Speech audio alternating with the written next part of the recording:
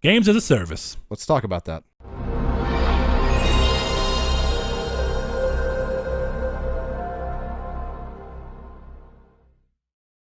Hello. Oh, hey, didn't see you there. Hi. Oh, no, don't tell me to. Nope. Dirty. Welcome to episode 43 of Triangle Squared. I'm your host, Brett Beck, and alongside me, Mr. Saul Bridges, your other host, bringing you lucky episode 43. Lucky episode 43. Wait, 43? Winner, chicken dinner? Winner, chicken fried steak dinner. Okay, I'll take it. A little different. That's a little different. I'm kind of hungry. I had a stomach bug earlier this week, and I haven't been able to eat what I want. And I really want some really greasy chicken fried steak covered in gravy with some biscuits. Okay. Well, hey, man, maybe you can get that when you get to feeling better. I hope you can. I'm going to do something about that tonight. So I'm going to bump your little mic up. You do that, sir. Yeah, this is me. Yeah, there you go. There you go. I don't know how much, but we're going to do it a little bit. Anyway. Let these great people know who we are. Okay, I am. We already did that. Yeah, you're right. We are Triangle Square, a PlayStation podcast, and we post every Monday at 10 a.m. CST and 10 a.m. PST, 12 p.m. CST. Every time you give me that look, those eyes, they just set me off, man. You know? I get lost in them. That's not true, but you know. Anyway, we post every Monday, like we said, at those aforementioned times on YouTube in video format or on podcast services for your ear holes, if that's what you like. I mean, we're for your ear holes either way, I guess, but we're also for your eye holes on the YouTube. Yeah.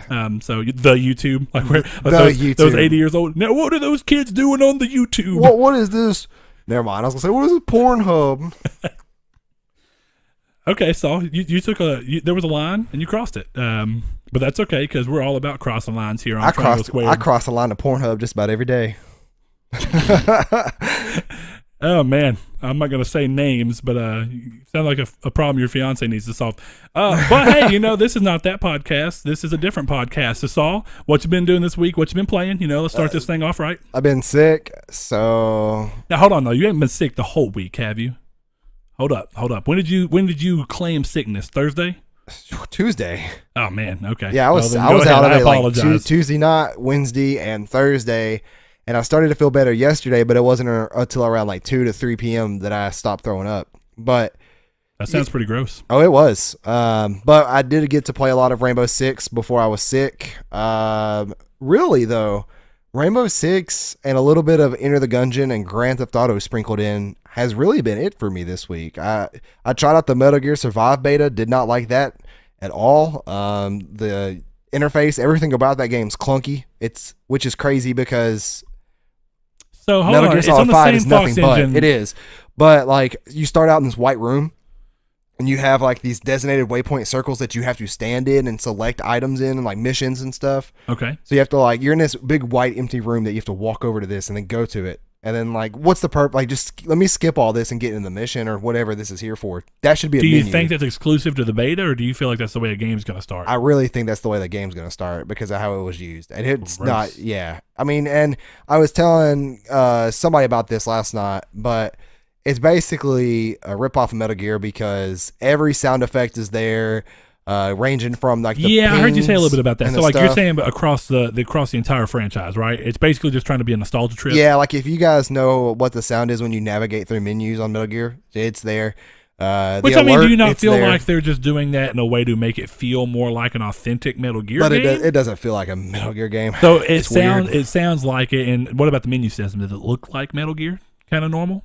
Actually, no. From what Metal Gear is always used with the little boxes on the bottom left and right screen. Sure. This is like a row of 3 boxes that's kind of next to your character, and you have to select your pistol or your spear or your machete all through those.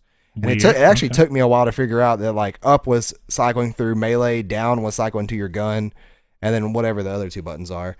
But I ended up playing an hour of the beta, and it just feels weird. I don't know what it is, but it feels a lot like the Surge to me. Oh, and it reminds me a lot of the Surge, kind where of it's weighty and clunky in bad ways. Well, I mean the gameplay is borderline Metal Gear Solid 5 to an extent. They've changed some of the controls up, which is weird to me. But it's just certain things in the game that happen, certain animations that enemies do, and certain, like when you go up to build something, it kind of just appears out of the ground, and it's kind of weird looking. At least like the little tower in the very beginning mission you have to go build kind of just conjures itself up magically. It's just really weird. Okay. It's been weird seeing like your thoughts on this game, because I remember you being like, I was completely against it. 2 weeks ago you were like, it actually kind of looks like it may be all right, and then now it seems like you're back on the, and I mean, it's not for you train, which I guess is a little different because you have experience to tell you it's not for you now.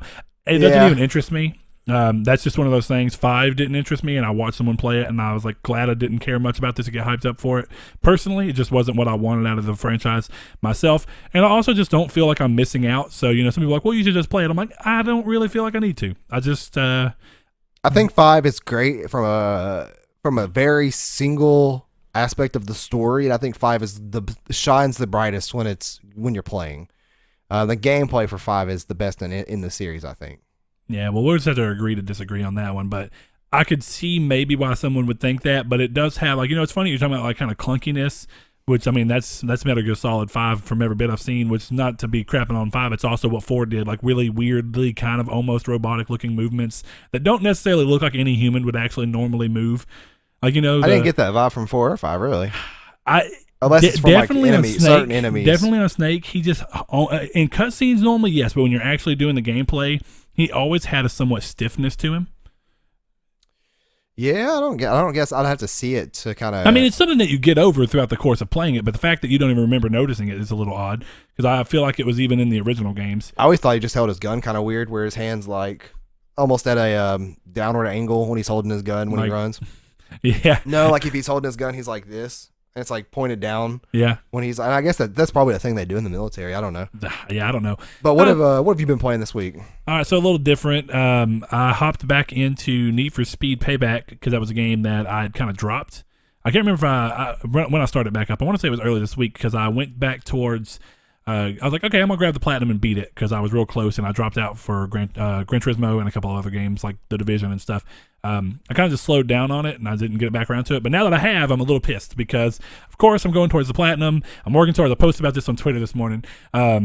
But basically what happens is, okay, one of the big things about the game is that this game, they did not want to be always online, and that was because they got a lot of flack for the last game being always online, even though I thought it was a cool implementation, whereas like you're always online, but you're also always in a matchmaking, like you're in a world that has 8, I guess it's an instance, you're in an instance that has 7 other racers in it, and they're going on in the world. When you're in the middle of a race, they'll show up like in the middle of your race, in the middle of their own races. It's crazy. And then like you can just pull up to them, and there's a difference between the NPCs and the legit drivers. You can see them, and you can challenge them to like races on the fly and stuff. It'll just make a track right there and start the race as soon as you hit like, I want to challenge you, hit square. It's going to be a sprint challenge. It makes a sprint, and then you just got to go hit it real quick. I think that's how Horizon 3 was for Forza. And I don't remember that's a... Oh, yeah, I forget Horizon's open world style, right? Yeah, I don't remember if that was an NPC thing only or if players could do that. Well, now, the ability to do that in NPC fashion has been around for a long time. That was something that you could do. Oh, yeah, since like the first Most Wanted, I'm pretty sure. I'm talking about going as far back to Need for Speed. I don't remember there being roaming racers on Carbon or Most Wanted. There very well could have been. Actually, I think Carbon was the first one. But regardless, Midnight Club Los Angeles had that, and like you pull up behind the people and flash your headlights, and that was like how you challenged them. And Midnight Club Los Angeles was the first game that I remember in a racing game that did away with you load into a track and it has its own thing. Whereas like Midnight Club Los Angeles was like, okay, you go to this race and there is no borders. You can go, even though there's the arrows that show you which way you probably should be going, there is no borders, which is what Need for Speed has picked up on now, which I do appreciate and I do like. But my point being is that the game's not supposed to be online, right? Got a little bit off. But apparently the game saves what you've done on certain elements, like these activities they have, which are like speed traps, where you've got like there's a spot on the map and you've got to hit that spot going a certain speed, and you'll get there's a 3-star rankings you can get based off how fast you're able to go. And I was doing those, and I was on the very last one, working my way towards 3-starring every activity in the game. I was on the last one of specifically the speed traps, and my game crashed on me. It did the classic, what was it? The too many USB devices, and it, my controller disconnected. The game kept going, but was just not responding to anything. And then my system crashed, and I bring it back up, and it pulls me back to a save of like 2 hours or an hour and a half prior. Where I basically everything I'd just done, 3-starring everything and working my way through the map was gone. and it infuriated me. So then I kind of had to go handle some other stuff. I came back home and managed to redo all those and got one of the trophies, and I'm still working my way through, but that was really annoying. Otherwise, though, I did pick up Rainbow Six and play with y'all last night. Still not feeling it, but before I just give up on it again quickly, I want to play one more kind of real night with y'all. And see how it goes. There's an overwhelmingly amount like this. I would argue that the learning curve for that game is higher than Dark Souls. It's not even about the learning curve, and I don't say this as a hit against the game because I get that that's what people like about it. I think it just goes into what I like about games and what I like about gaming is like I work so much and I do so much extra crap, like having to go out. Like I had to go fix plumbing at my mom's house today. That's what I did after Need for Speed screwed up. My time's real valuable to me, and I feel like it gets crapped on all the time by everybody anyway, by my work, by crap I have to do here. So when I do get to game, I want to feel like I'm getting a lot out of my gaming time, and any kind of game that does okay, you're dead, and now you just have 3 or 4 minutes while you're waiting. And even though I get that, okay, on ranked, you're supposed to help other people with your camera, it's still a very passive experience. And I don't like the idea of, okay, well, let's just say, even if I'm really good at the game, say I get used to the learning curve, and somebody just happens the first 35 seconds of the match, somebody just happens to scope me off or whatever it that can happen. And it happens. Spawn exactly. peeking is an actual real tactic in that game. Yeah, so that happens. And with that being said, then I have 4 to 8 to whatever it was time limit, 10 minutes of possibly just sitting there waiting for everybody to either die or time to go up. And that I don't like that. Now, of course, it's worse when you're first starting off playing because you're dying more often because you don't know what you're doing necessarily. And then you really don't know what to do in that passive state either. It's kind of hard to go through and realize what camera you're looking for. Well, and I was doing it, but it's also we were playing on casual and everybody was talking crap, so it's not like we were caring. Yeah. Nobody else was doing it, so I was like, why am I going to do it? Yeah, casual, though, like that's what I mainly play by myself, and that's one. I throw the headset on.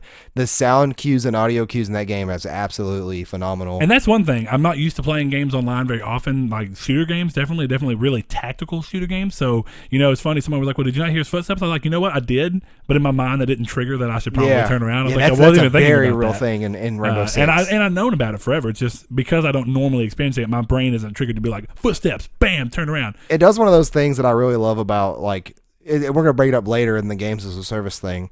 But I love games that have multiple playable characters that are so different than other people, like League of Legends, Overwatch, this game in particular. Those are 3 games I've played and sunk in at least 100 hours of those games into.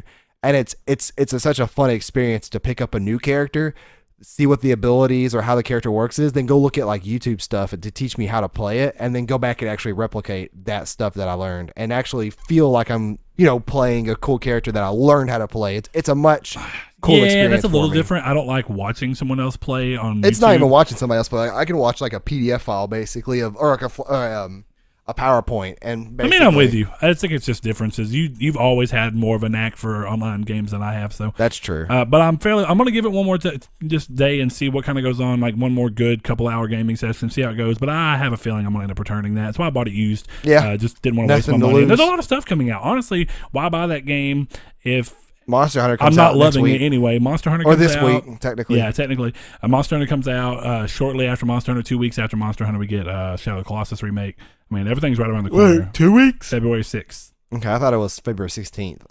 I'm pretty sure it's 6th. Oh, hey, I'll be on vacation that day. On the 6th? Yeah, I start my vacation. You get to play all through the Colossus of the Shadows. Yeah, is that what day is that, I wonder? Because probably a Friday. I feel like that's a Friday release. Oh, no, it's a Tuesday release. It is a Tuesday release? Okay, that's not even technically 2 weeks. It's like a week and a half away. That's 2 weeks away from now. It'll be a week, and it'll be like a week and a half after Dragon Ball, though. All right, well, Saul, that's about all I played. I played a lot of Need for Speed this week, trying to finish that up and just burn through. I haven't platinumed the game in a while, and I feel the need to do it. And I did platinum the last Need for Speed, so I'm wanting to kind of go back on that. And I just want to get back on the platinum train, and I do like Need for Speed despite its few flaws. I am pretty pissed, though, that the whole point of it being not always online is because I got a lot of flack for it, but then there's stuff that's tied to it. Because, that's basically what I found out. They were like, well, if you're not online, it doesn't autosave. Like certain things, so it didn't pick up on the fact that I'd done all these speed things already, and it took me back. The reason I knew as soon as I loaded that I lost stuff is I was in a different car from last night when I saved it and turned it off. Oh no, because you don't save yourself, but last night when I turned it off, I popped up in that car. I was like, wait a minute. Yeah, so you knew something was messed up immediately. Damn. So it got pretty bad, but So I'll go ahead and hop into the drop, and we will get this episode going. Sure thing. First up on the drop, we have The Aquatic Adventure of the Last Human for PS4. We have Celeste for PS4. We have Dragon Ball Fighter Z for PS4. Pretty big one on the list this week. We have Iconoclast for PS4 and PS. Iconoclast, yeah. Yeah, for PS4 and PS Vita. We have The Impatient for PSVR, first PSVR game this week. We have Laws of the Machine for PS4. Lost Sphere for PS4, a game I'm actually really excited about. Won't be able to play it on release because of this next title, which is Monster Hunter World out for PS4. A game that I highly suggest anybody listening get. You can all play it with us, and we'll have a good old grand time. It sucks that you worked this week because I really, really, really wanted to play the Nergigante mission that they're going to have out to be able to kill one of the Elder Dragons. Doesn't it go away like the 26th? No, it's done like Monday. Oh, yeah. We won't be able to play with you necessarily, but it's only 3 players, right? Spoiler, no, it's 4. Yeah, 4 Okay, players. You're right. So we wouldn't be able to play with you. Spoilers, though, I have heard that you can beat that boss by yourself. So I don't know how intense it actually will be. Well, but the game's just fun with other people. Oh yeah, it would have been fun to do that. I may hop on and do it with Ryan and John, if nothing else. We'll see. Sure. So we have OKKO, Let's Play Heroes for PS4, and Wild Turkey Hunter PS4. Game of the Year material right there. Yeah, it's a great looking. Literally just a picture of a turkey with some really jank Photoshop on it. I feel like even though I'm just now learning GIMP, I could do a better job of editing an image than that. I'm not going to lie to you. I almost like that because I hope that the people who made the game were like, guys, what if we just took it like super non-serious and just put a picture of a turkey up? Or what if it was the exact opposite and they thought they were really good? Like, guys, this is the best thumbnail. And now there's 2 boys in Arkansas crapping all over their hard work. Boy, this first piece, third piece of news has me. One of these days, people are going to crap all over our work, but while we're still, small and in the shadows, which we may forever remain, that'll be the joke on them. They never even got anywhere. But, go ahead. Hey, if we did. Go ahead. That was the last title. You're good? Okay, yeah. Good, cool. So we could go on the news. All right, well, specifically good. That's some interesting news. Yeah, the third item on this made me super excited. Right. Because I did not realize that's what that game was, and I didn't even hear about this. So go ahead. All news. So the first thing up is No Man's Sky might be due for a major update. The Awakened Titan ARG, which is alternate reality game, in case you've never heard that, from May of last year is back and as cryptic as ever. Last time it teased what ended up being update 1.3, which I think was Atlas Rises was the name, which added the foundation for online multiplayer as well as a lot of changes to the game's base mechanics.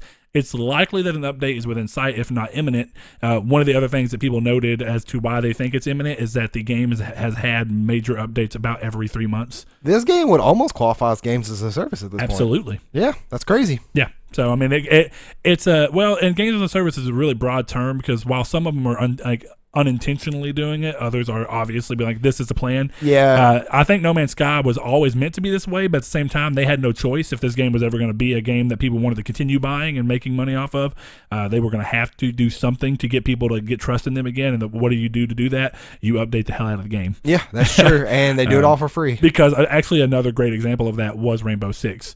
It was a game that did not do very well at first, but had an amazing comeback and is very consistent. Probably the most competitive. But we will get into that when it comes to the that main topic. Overwatch. Next thing up is I just thought this was really interesting. That's really the only reason I put it in here. The file size for the Inpatient, which is the PSVR prequel to Until Dawn, has been revealed. The file size has been revealed, and it's surprisingly modest, coming in at only 10.42 gigs.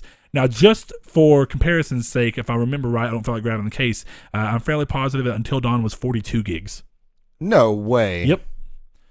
It was on the Decima engine. Massive. Which is crazy. Until Dawn is on the same engine as Horizon and Killzone Shadow. If I'm not mistaken, Grand Theft Auto 5 is like... It's a last-gen game. That's true, too, but even though the amount of stuff in that game... Well, yeah, but I mean, last-gen games, it was rare for games to be that big. I don't think they really were. I think even big games were like 30. Even like Call of Duty is not far off from that mark. Yeah. There's a lot more content in Call of Duty. Well, I mean, as far as like assets... Maybe, guns, interiors, but buildings. I thought that was really... Now, it could be just poor optimization, like, who knows? Poor compressing format or whatever it be. Next thing up, I hate that you delete the news as we go through. You kill me. But I guess it's probably useful. A full HD remake of Disgaea Hour of Darkness has been announced. As of now, it has a release window of spring 2018, which is not far at all. And though no platforms have been confirmed, it seems highly likely it'll be on PS4. I did see someone mention poo-poo.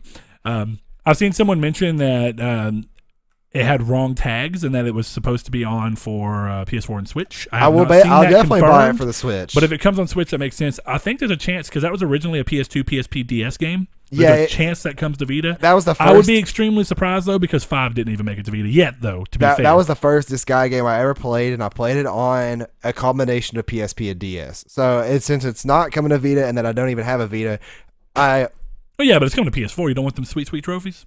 No, I'd rather have that sweet portability for that kind of game because I know I'm not going to platinum it. So I only care about trophies if I plan on. If you know you're going to try and platinum. Yeah, like I thought about. But what about those games where you don't even think you're going to try and platinum? You just kind of play it and you're like, I love this game. I want to platinum it. As much as I love the Disgaea series, dude, I don't think They're really hard to platinum. Oh, I know they are. They're really hard to beat.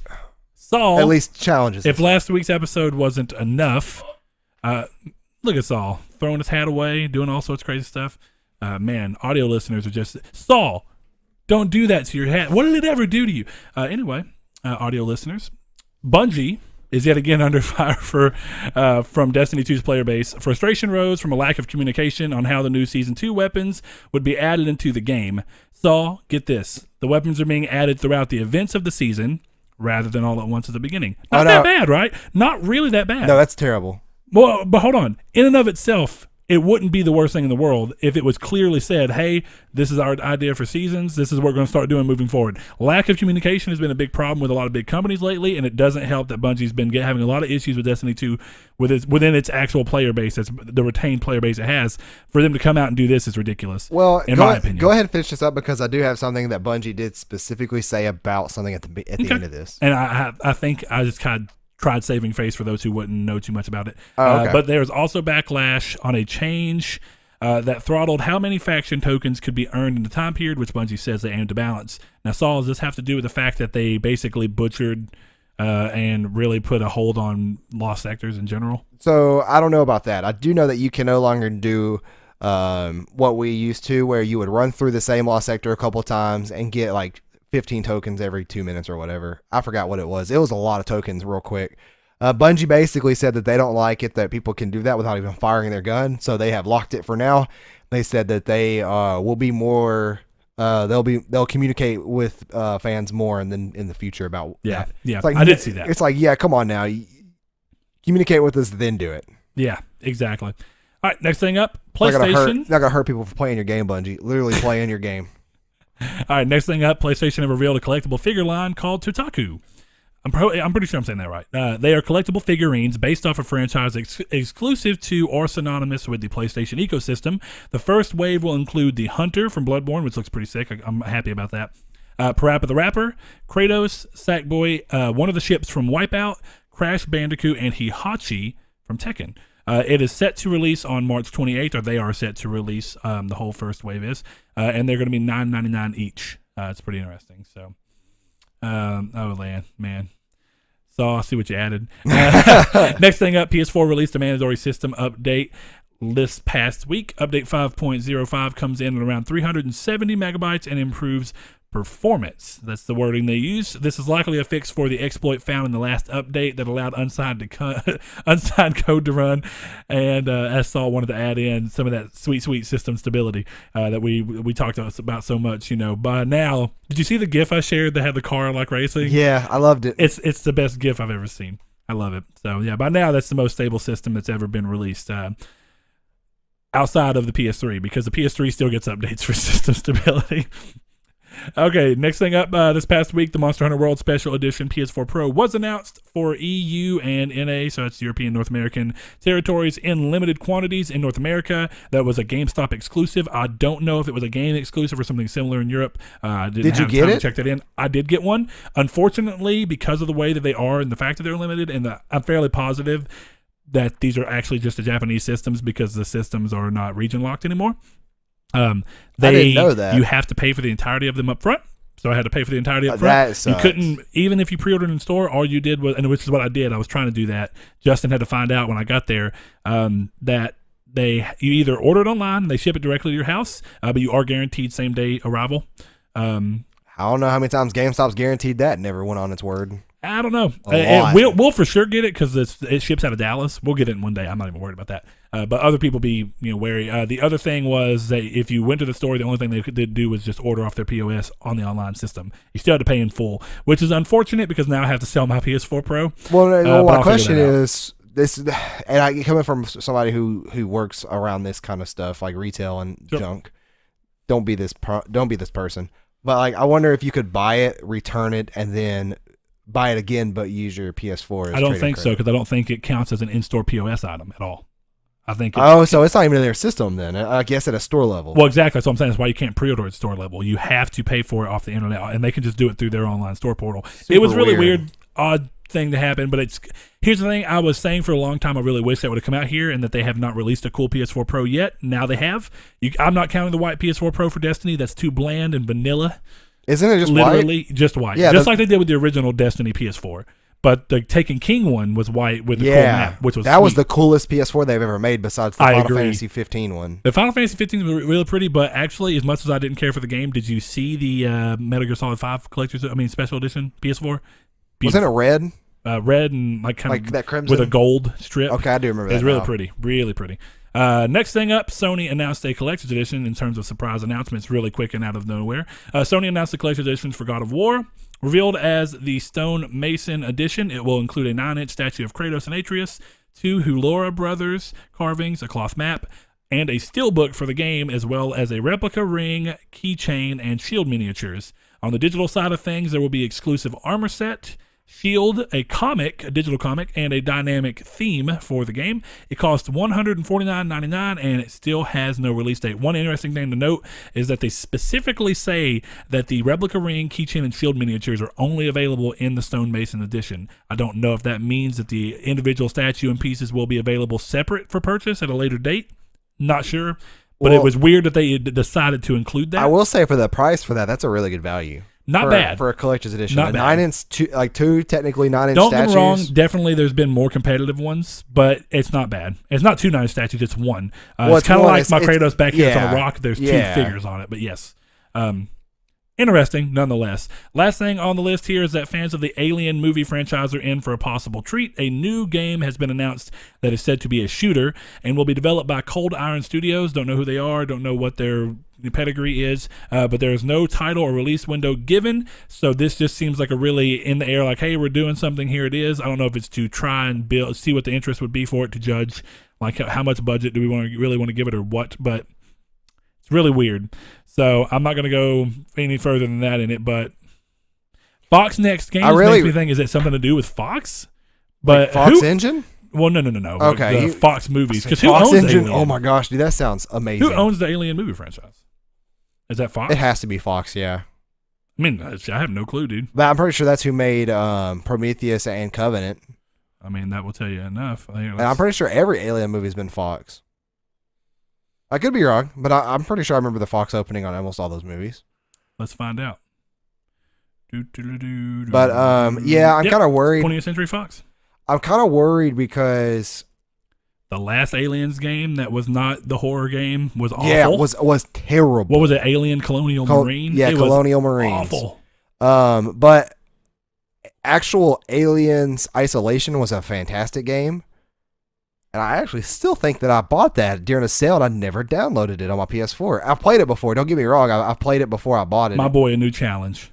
What is this? They've brought back limited run games. Just posted that they brought back the long box jewel cases that were they only existed in America for like the first, like almost year of it being out here, and then they switched to what we know as the American case, which is a normal CD jewel case.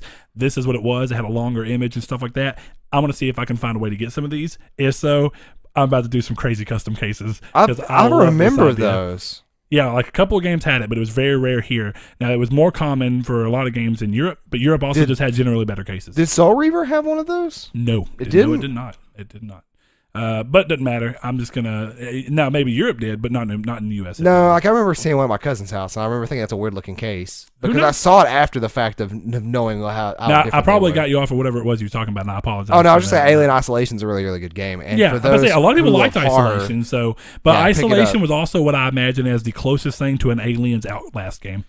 and like my thing is that the game's so hard to play because it's very stressful. It's almost like Rainbow Six. Like you play it in very short bursts because of yeah, that. and it's almost like Rainbow Six. Rainbow Six is to me is really stressful. And did you play Outlast? Yeah, I never beat it, but I played. Was Outlast as stressful to you? Because not really. Outlast is very similar in general gameplay style. Outlast was more annoying in the sense of running, hiding, which of course that's what Alien Isolation was. I thought that was the entirety of Alien Isolation. It is, but I like Alien Isolation for the fact that it is Alien and for the fact that the sound direction in that game is really good too. Oh man, Outlast had decent. I played Outlast with headphones on. I thought it was really well. That's all if I'm playing a horror game, I never play it without headphones of any kind. But we're going to go ahead and move on to our current topic, and that is, what do we think about games as a service? Now, it's going to be a little more than that. I want it to kind of be like a general look, because games as a service is such a weird thing. I was talking about like the way the games as a service has generally expanded on from the beginning of the genre, beginning of the generation, where we saw it become a big thing. Because I'm not going to say games as a service did not exist on PS3. I can't think of a game I would think fit the bill necessarily besides Destiny, but Destiny was a cross-gen release. And coming from an Xbox 360 person, I don't think there was a game that was necessarily constantly that updated style. That never had a sequel, or that the sequel, because that's my favorite thing about games as a service is that for games like Overwatch and Rainbow Six, if you want to get super competitive in them, a sequel's not coming anytime soon. Well, yeah, because it's like the ideas are going to keep building. So right. So when you buy the game and you invest time into it, that time's going to be well spent, at least for the next 2 or 3 years of this current lifespan. Now, see, it's really weird because like we were talking about different takes on it. No Man's Sky is a perfect example of a games as a service that has not had anybody pay a dime to experience the additions, right? Well, and I wouldn't necessarily say that even games as a service has you paying for expansions. But technically, and I could be wrong because I have not played enough of it, but from what I've seen and what I can see on the list there, Rainbow Six is basically Rainbow Six definitely has that. You have to. I don't think though that is a prerequisite for what I'm saying is that I'm not saying that either, but I'm saying a lot of them tend to do it because like basically what it comes down to is my what I'm getting at with No Man's Sky is that you are constantly getting new content without having to put any new money into it. Whereas Destiny, you are locked behind the same content as Disc 1 if you don't go and get the. I played so much. You know what I mean? Like Overwatch, and I can't think on. Yeah, the characters are free in that game. Yeah. The only thing is loot boxes, and that's where that service comes in. Which is cosmetics. Because they make so much money on the loot boxes, they're able to have the game continue with free characters. And another game that utilizes that specific mode that we've seen a huge success on, obviously, is Rocket League. Rocket League gives you all the new game modes and everything. The only thing that's locking behind is specific cars, if you like it. And a lot of people do like those, and they buy them to specifically support the game. Now, I love that because, when they first started talking about, well, we're going to add a basketball mode in. We haven't done it yet, but we're doing it. I was like, well, surely we're going to have to pay for that. No, you didn't. Nope. Now they've added hockey. Didn't have to pay for it. That has to be the single greatest PS Plus game ever. And, oh, man, it is. Like, in terms of, and no one knew the potential. No, that's the crazy thing. I wonder how many people skipped it just to go back and buy it after it was no longer free. I'm sure there's a lot of people. It was wild. See, I was excited in it because I remember seeing super powered rocket battle cars on PlayStation 3, which was the first one of it. Yeah, same basically developer. The same principle. And I was like, man, this is really interesting, but I never got around to buying it because I was broke back then. But when that came around, I was like, well, I would have bought this anyway. This is awesome. Like, it's a great price.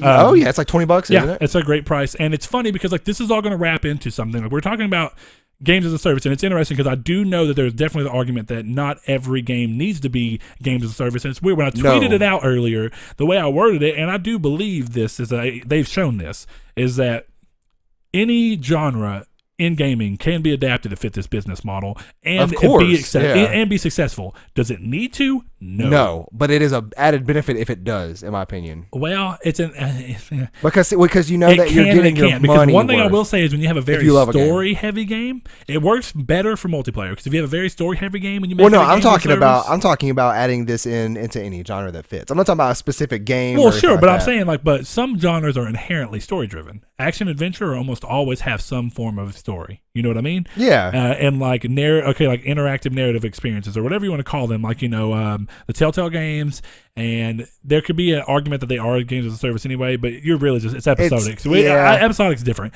But my point being is that in a game like that, or a more fitting example would be a full price game that's bigger scope of that would be something like Detroit Become Human, where it's like I'm not saying it couldn't be done, but if you did it what would inherently happen is that any game that has a really big tie to what's going on in the narrative, you're going to feel like they're purposely leaving. And look, Destiny's a perfect example of that. People feel like they're purposely leaving things out to sell them to you at a later date. Yeah. And that's what you're naturally, they're going to be like, oh, they gimped the storyline on purpose so they could sell it to you later as DLC. Well, the tricky part about like me saying it's a benefit though is that like what genre would you say Detroit belongs under?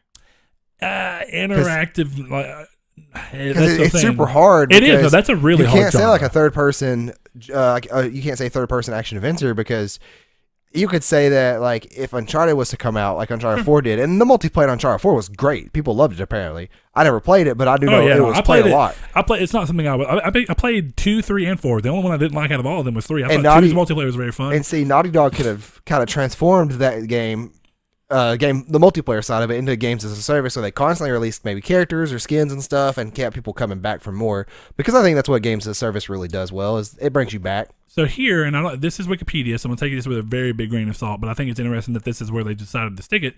Detroit Become Human is an action-adventure game.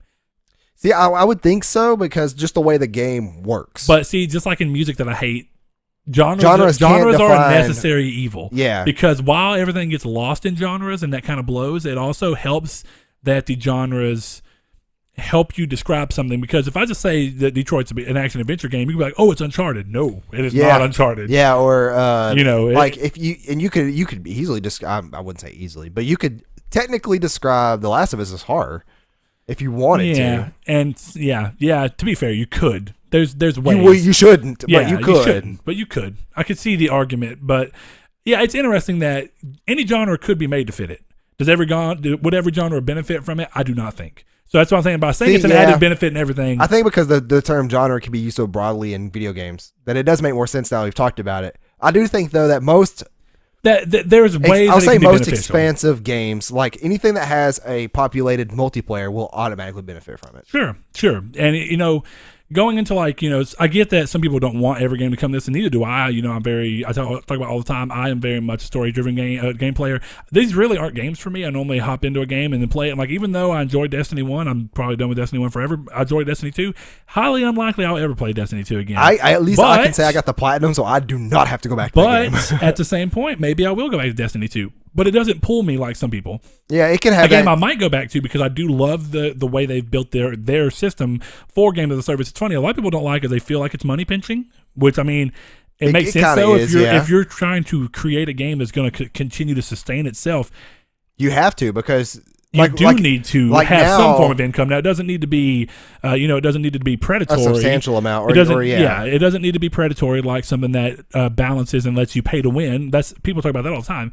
But there are ways. It's like, okay, Overwatch. Overwatch is like, okay, what are we going to do? We're going to create, and we've already talked about this, but we're going to make every character free. How can we afford to float that? We're going to make a really good system. We're going to make a game that people love, want to play. And because of that love and wanting to play, they're going to be more likely to just want to spend $1 or $2 here and add stupid, super stylistic and original style skins to the exactly. game. And that's what I'm saying. So if you can figure that out, and that's the balance they struck, and the balance that Rocket League struck was continue to have the game be free, continue to add unique parts to customize your parts, cars, everything. But what do? You have to buy the new cars if you want new ones, but you still have the base one, and all the stuff that you can add on as extra. Normally, you get anyway. Like they add new stuff on for you to customize your car with, and that's free for people who just have the base game who've never spent $1 on the game. I have, surprisingly, I bought the DeLorean because I was like, you know what, I like this game. I got it for free, didn't pay a dime for it. I'm gonna buy the Back to the Future car. I can't remember if I had to buy or unlock Sweet Tooth's van. I think Sweet Tooth was just a he was exclusive to PlayStation. Yeah, I remember that much of it. But my point, I got the platinum on that game. I love that game. See, I need to I'll never forget the first night I played that game. I downloaded it. We all hung out, me, you, Annie, Hannah, everybody, and then me and Annie. That was one of the first times that she came over to my apartment and actually stayed the night, and we stayed up till 4 a.m. playing that game. That game's extremely fun. It was amazing. So real quick, before I go deep into my dive of what these really could mean and ways it could bring franchises that are otherwise dormant back, and this is based off of a conversation I listened to earlier with a very interesting man.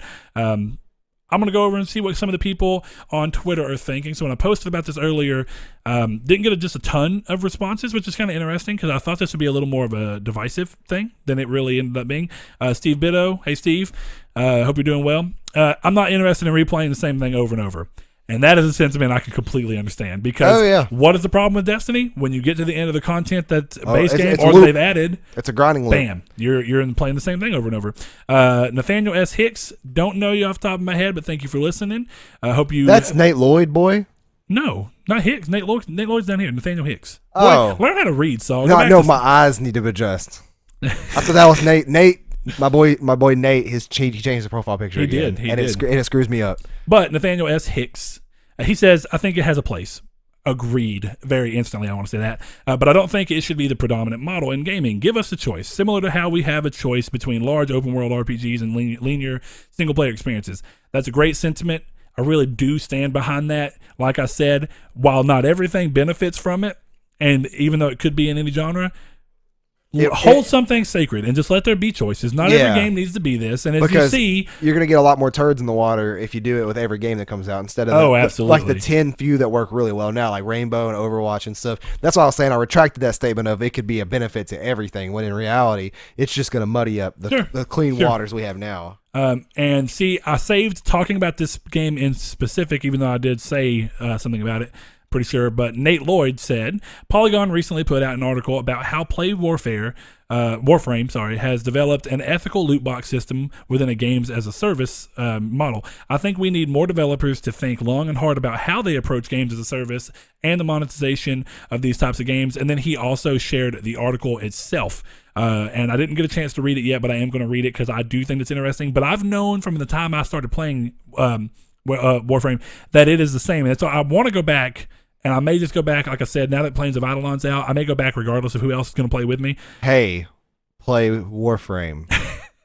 Make I know what you're to where I can delete my character and start over. I know that's a complaint, but it's a very small complaint with the rest of what that game is. I will sink so much time into that game if you let me. I will go buy platinum. I don't care what it takes. I want to start a new character. I think I mentioned it like 2 months ago or whatever. I downloaded it again and I tried to play it. I'm like, I don't know what I'm doing. Why am I red, white, and blue? I don't remember adding these colors to myself. Where do I go? I'm like, I don't remember how to use this UI because it's not convoluted, but it's such a different UI than what I'm used to that it is annoying to have to try to relearn everything. And I without there being and I'd like to replay the first 3 or 4 missions or whatever that I played to get a re-grasp on the story.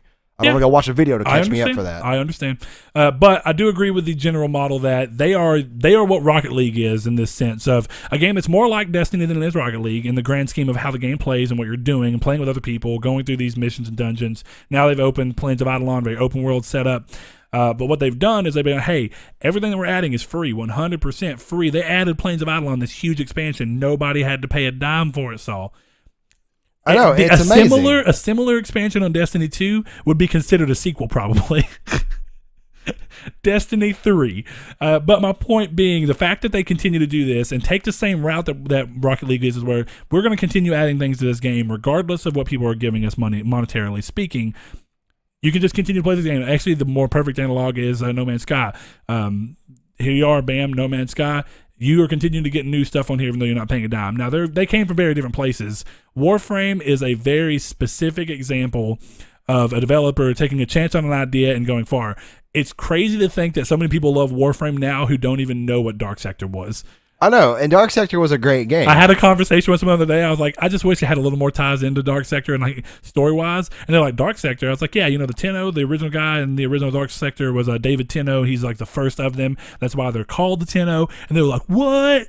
And it's really cool, and it almost makes me wish that we'd get like a Dark Sector remastered just so people would play it. Dude, yeah, Dark Sector is a game back in last gen that it's really muddy and kind of an ugly game. And really, it's not that ugly. It's kind of pretty for when it came out.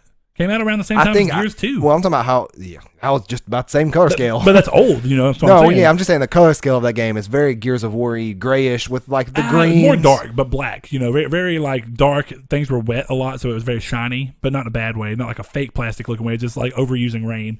But that's not a bad deal. Game's really fun, but it's so interesting. So one of the things I wanted to talk about, and I said that, earlier today, David Jaffe, creator of Twisted Metal, he has been asked over and over and over again, and I know I've wanted to ask him, but I know that he doesn't have control over it, so I don't say anything to him, what the state of Twisted Metal is. Can we get a new Twisted Metal? Can we get a Twisted Metal that, a remaster? Can we get a new one? Can we do blah, blah, blah? Now, it's funny because he talks about how split that fan group was. And it's because some people love it for the story and the ethos and the lore, and then some people love it for the car combat, and some people love it specifically for the multiplayer.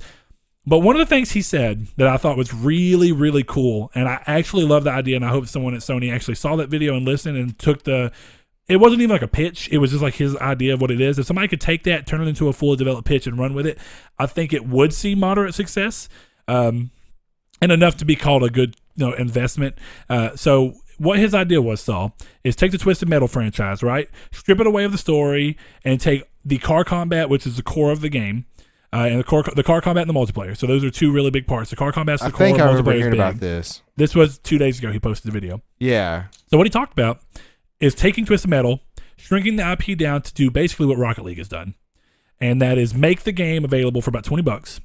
Let everybody who wants to play it go ahead and download it at $20, and then constantly add. You can have a certain amount of characters. You can make all characters free, and you can make it all to where it's like, okay, hey, here it is. But you can buy specific skins for characters or specific outfits for characters, or you can even have it to where you buy characters, which would be the same as Rocket League, where it's like, well, you can buy the cars. You're buying the characters that are in the cars. Or what would be really cool, you could do, here's Classic Sweet Tooth. Whoa. Now you can buy Twisted Metal Black Sweet Tooth or a skin for Twisted Metal Black Sweet Tooth. I would do that. See, my point being, though, that's a great idea of how to make that game come back, be relevant.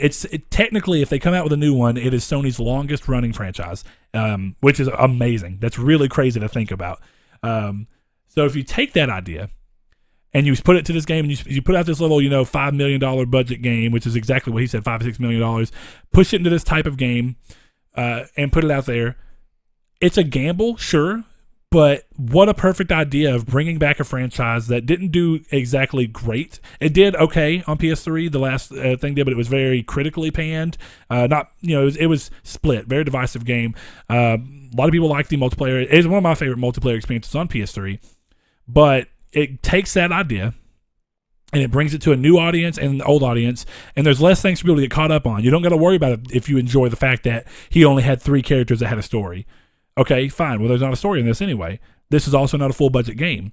This is a game that's about the base of the game. It's always had multiplayer, and it could do just like Rocket League, split screen multiplayer. See, I'm worried though that if it tries to, I don't know if any car combat game right now could make it with Rocket League being a thing. But Rocket League isn't car combat. Yeah, I was gonna say except actually having combat.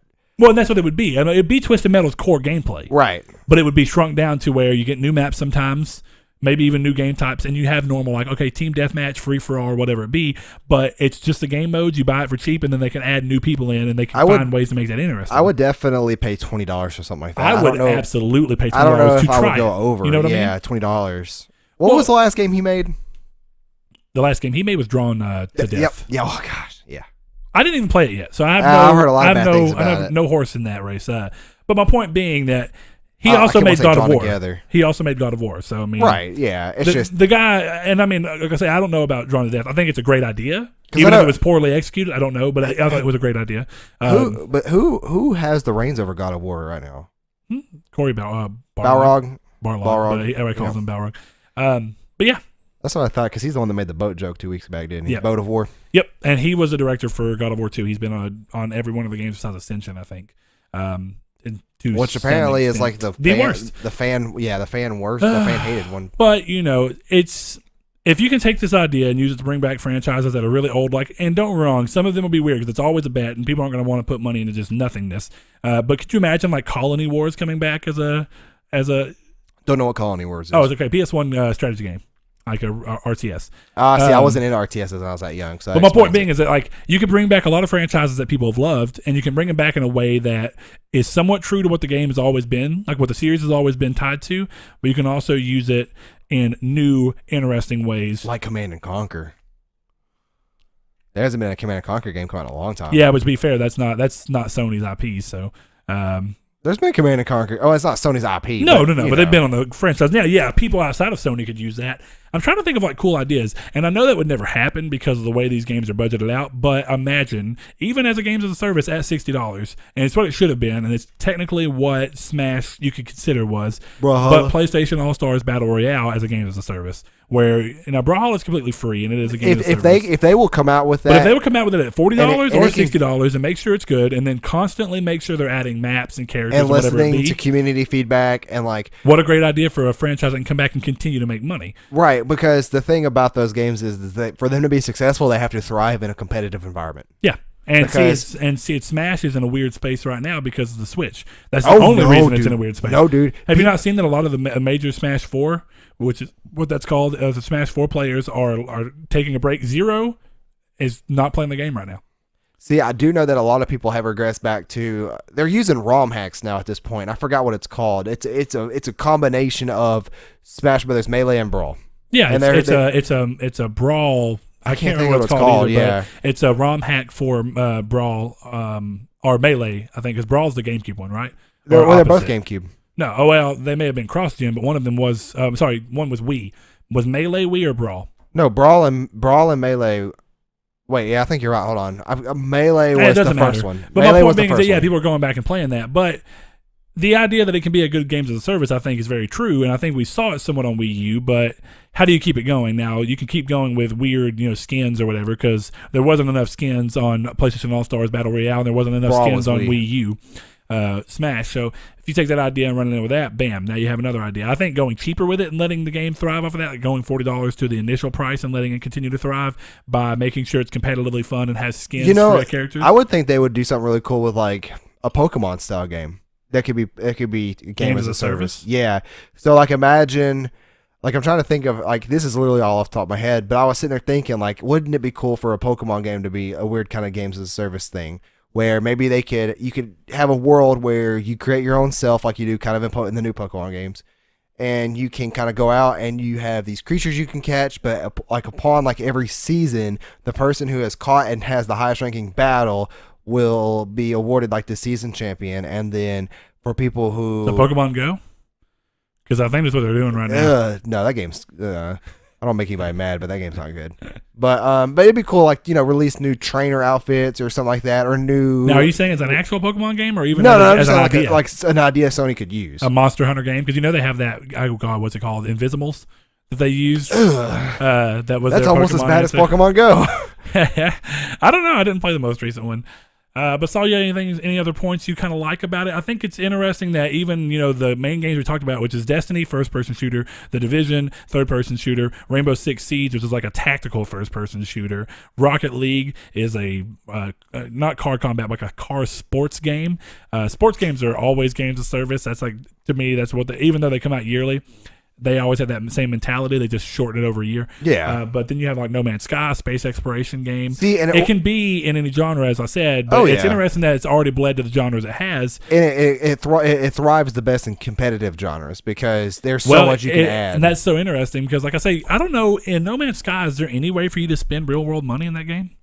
Like for currency or whatever? I don't know. I don't think so. I don't know. So maybe that's not really a good game to be considered as a games as a service, as much more as a game that has to continue to grow. Like I say, I think it has a special situation as to where it's at. Yeah, because I don't think there's as much to talk about with that that you can really. It's almost like The Witcher, where The Witcher just got so many free updates that they didn't add content for The Witcher, but like CD Projekt Red stayed. And completely redid the UI. When I first bought that game like 2 years ago, they had just released the big UI update that I actually was confused about. You were like, that's not what that is. I'm like, yeah, it is. And then we found out there was a UI release. But yeah, it's something that's seriously interesting, that how well these developers can support these games. And I'm willing to jump into any game that has a long life thanks to the way the developers do support them. And I'll pay money for that too. Sure. Like, and I think that Nate Lloyd's statement about, developers just need to think long and hard about the way they approach it. And the approach to it is everything. Now, because you can't be greedy with publisher pressure is a big deal. That too, yeah. Because I guarantee, Star Wars Battlefront was meant to be a games as a service. Ow. To an extent, yeah. To an extent, but absolutely meant to be a game as a service, and a very, microtransactions are somewhat in the lifeblood of a game as a service. Right, when done right, and it's something I don't mind when done right. Like I will. But you can see there's a fine line where if you get too much pressure from the developer, what happens? You skew that system too much in favor of trying to make a buck. And now I'm not against, like Battlefront 2. I'm not against, like I say, we talked about games are expensive. Of course they are. Games are expensive. I mean, interestingly enough, this seems like a modest budget too. The budget for Detroit Become Human is $30 million. How? I would think they'd spend a good chunk of that on the mocap. Wait, they're using mocap, right? Yeah. I thought so. Because there's no way they're not. They're using performance capture, which is voice and motion at the same time. Yeah. What was the last game to use that just? No, a lot of games use. No, like use the big one that performance came out capture. for Sony. They used both motion and. Frozen Wilds came back to that, but No, the original was it Horizon Uncharted didn't do 4 that did it? I guess. I mean, yeah, Uncharted's been Okay. doing it for a while. Uncharted's been. Well, no, I know they've been doing it for a while. I'm trying to think of the Uncharted's last. been doing it since the first game, if I'm not mistaken. I'm trying to think of the last newest example that Sony has released. Probably Lost Because Legacy. Oh yeah, that counts. Yeah, because it works so well. Hmm? And Well, it looks really realistic, lifelike. It gives which you, is why I'm glad Frozen Wilds did it. Now, if Horizon 2 does it, that'll take away most of my complaints, because then maybe Aloy will be a little bit more of a personable character that I can enjoy, somebody with more personality. Sure. That was my main issue with her. Well, I don't know. I think that there's definitely room for it, and I'm excited to see what could happen, but I do agree that I think it needs to stay away from story-driven games. That's like my number one concern, is that keep it away from things that are very story-heavy. Keep it away from games definitely like Detroit. Yeah, you don't want it in games like and Detroit. keep it away from games like Uncharted unless it's going to be on the multiplayer suite. Yeah, I was side. gonna say that's But, where multiplayer could shine. You know, you that's come gonna in, be- you come in for the good 8.5 to 13-hour story, 14-hour story, and then you stay for the good multiplayer that keeps getting updated with cool skins and stuff. Sure, I guess that there's, but I mean, people aren't staying around on Destiny, but there's also not cool skins. Then again, Naughty Dog treats their developers treat their fans right. Bungie just doesn't do that right now. Yeah. And that's a big kick in the nuts from me, who is a huge Destiny fanboy. All right, well, Saul, thanks for coming back. Thanks for coming by after work to record this episode. Oh, Definitely I thought appreciate coming that. back. Where did I Coming go? But yeah, thanks for coming by. I know it's late for you, but is there any final points or any other small things you would like to get out? I think games as a service is a great plan. I think that. Do you think we'll see it well past this gen? I think we'll see it for any gaming generation. Because this to come. seems like the general this seems like where we were building to with with implementing online the into reason our games, right? The reason I mentioned it was eventually going to competitive- come to this point, regardless. It has to, because and that's why. And I'm not going to say on every game. That's very important. No, But yeah. of course, somewhere along the line, multiplayer-based games. If it's games we're like going to move into this Overwatch, position. League of Legends, Counter-Strike, Rainbow Six, The Division, even all these games that can continue to thrive by having these big online updates that change them, instead of a second one coming out like Destiny did. Because now I see what you mean by they should have just made it an update. Because if they would have made Destiny 2 an expansion, guess what? All those things that they added in the Taken King expansion wouldn't have been thrown out the damn window and changed. Exactly. And see, that's what I was thinking. I was like, okay, I know they took rolls out and stuff, but they took out strike scoring. That was something that actually legitimately surprised me. They took out everything that I could have imagined that I wanted, that they added into Taken King that had me come back. And that's why I'm still going to say, I'm not going to play Destiny 2 again. They release a new update that's a massive, like they did with Taken King. It could capture my heart back again because I do love that series. But until then, It's that's that why fine I line like. mentality. Yeah, and that's why I say with publisher pressure. Yep. I almost guarantee that Destiny 2 was Destiny 2 because of Activision, and I almost guarantee that the reason they changed some things was to try and make it feel like a sequel. And I think because it'd be different if they did everything that they had in Destiny 1. I mean, if they did everything they had in Destiny 2, but made an expansion for Destiny 1 and kept all the original stuff, it'd have been amazing. Right? It'd have been fine. But when you put it as a sequel, it's like, well, we need to make it feel different. It needs to just be a little. Which it different. doesn't. It doesn't. And it does and it doesn't. Which is what muddy it feels- waters with games as a service. Like if Overwatch 2 comes out, you're going to keep the core game the same, but unless you're adding, while maintaining the characters they have, adding 15 new characters. How do you do that too in a game like that? And see, Yeah, games 'cause as balancing. a service. That's why I say that's where Destiny runs this line as a games as a service, but also an MMO. Which I guess MMOs are inherently a games as a service. Pretty much, yeah. So I mean, if you go off of that mindset, then games as a service has been around for because just about any since game, the beginning of computers. But my point standing is that Destiny 2 should have never been a thing. I don't feel like you can make when you have a game this way, and definitely with PlayStation 4 where the entire game gets put on the console anyway. Like you having the disc is just a DRM check, right? So if you can have it to where you just update everything you put in Destiny 2, even graphically, because there was small graphical enhancements on Destiny 2, and a pretty good ones. Small mechanical, they kind of fine tuned the shooting a little bit in some areas, and then messed it up in others. But my point being is that if they took that mentality And they would have made Destiny 2 an expansion for Destiny 1 just called like Rise of the Cabal or whatever you want to call it. Yeah. Just give it some weird surname, throw it on there, have it be graphically a little bit prettier, play a little bit smoother, and have all this new content, new raid, make it feel like a big thing, but make it a big expansion. It could have still been $60. Yeah. But keep it. See, because like that's the thing. MMOs have been doing this forever. Hey, we're going to give you a $40 or $60 expansion, but it's going to be a big expansion. It's going to be a graphical update. Yeah, like World of Warcraft world and Final Fantasy 14. Like 14 just so now announced it's a new weird. update. You like staunchly defended it at the time because I know where your mind was going. But Yeah. now that you've had a step to take back, you go like, it would have made a lot more sense. And I talked to someone the other day, like it would have made a lot more sense. It's not so much as just making more sense. It's so much of when a sequel comes out.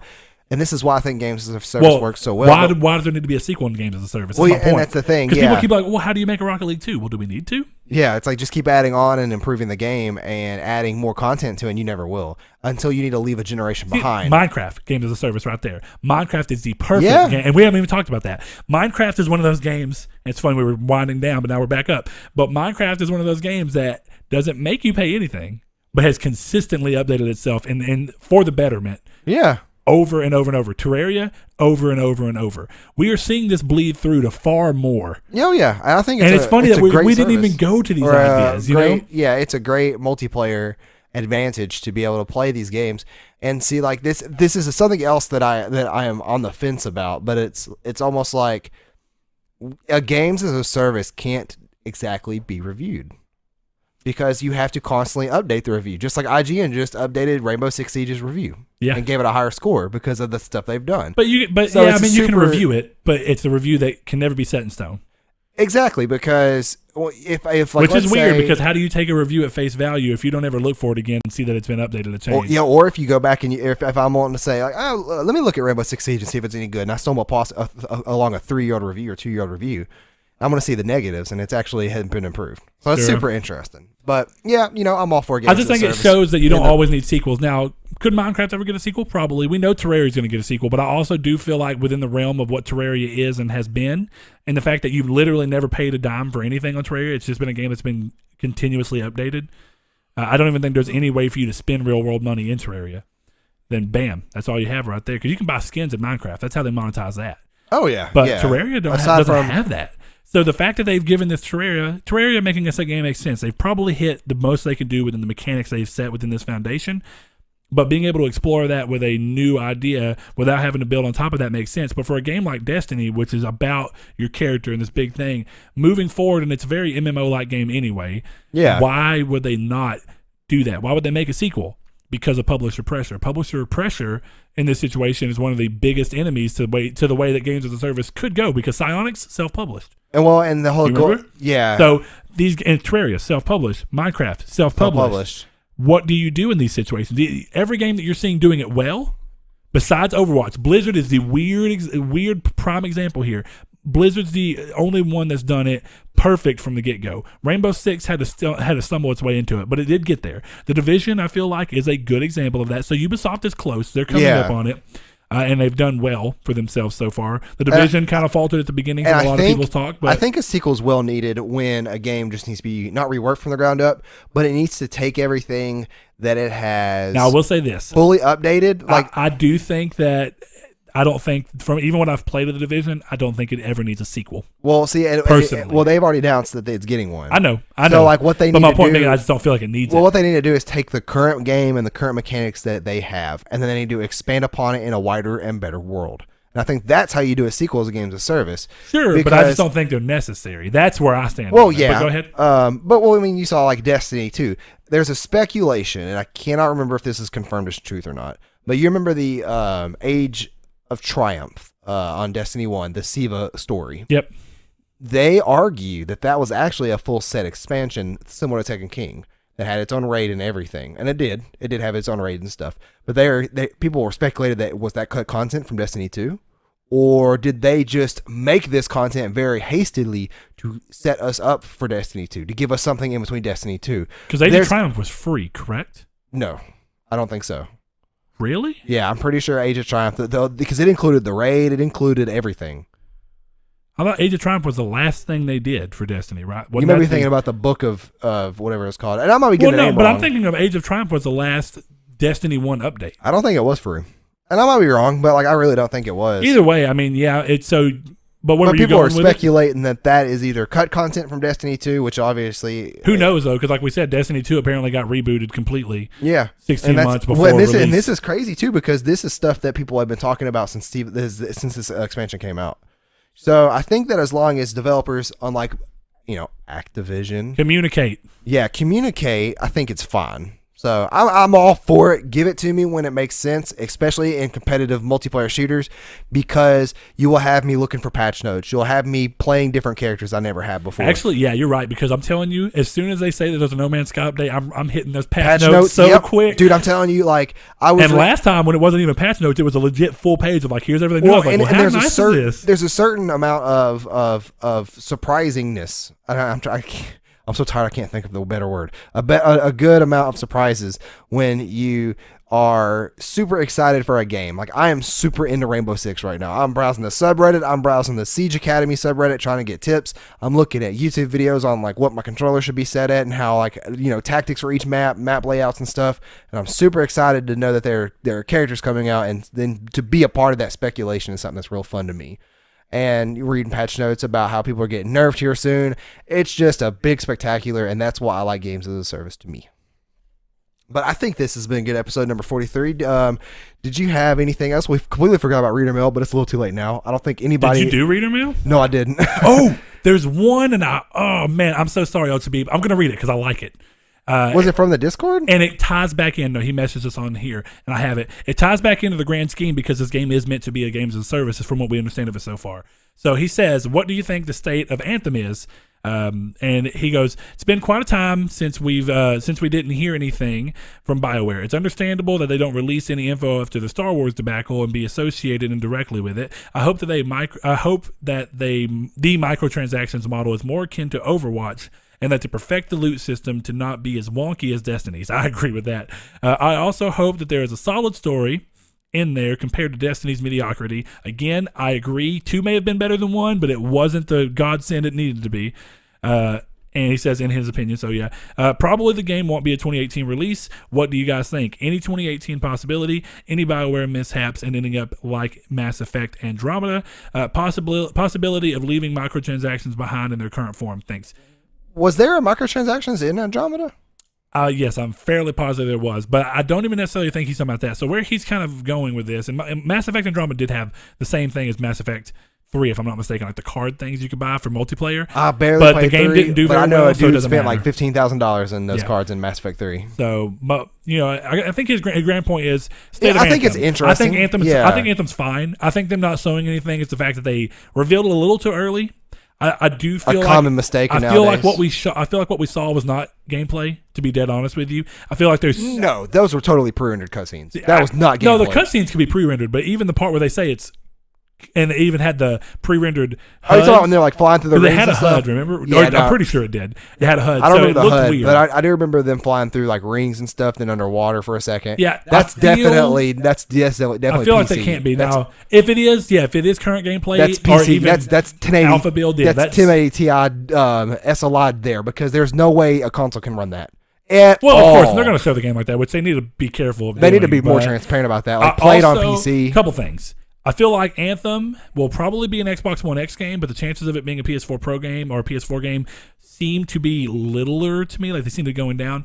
I feel like this is most likely going to be a PS5 game, but if they can make it cross-gen, it probably will. My general thoughts of where it stands is that, yes, after Star Wars and EA being so tied to this, after Andromeda did so bad, they're going to be steer clear of any of the Mass Effect Andromeda things they can. They're going to make sure this game looks pretty. They're going to make sure, which it probably won't happen anyway. Mass Effect was the victim of going into the hands of a newer developer that wasn't normal. It wasn't the normal developer of the series, and given a very short amount of time to stew, from my understanding. I could be wrong on that. Please let me know if I am.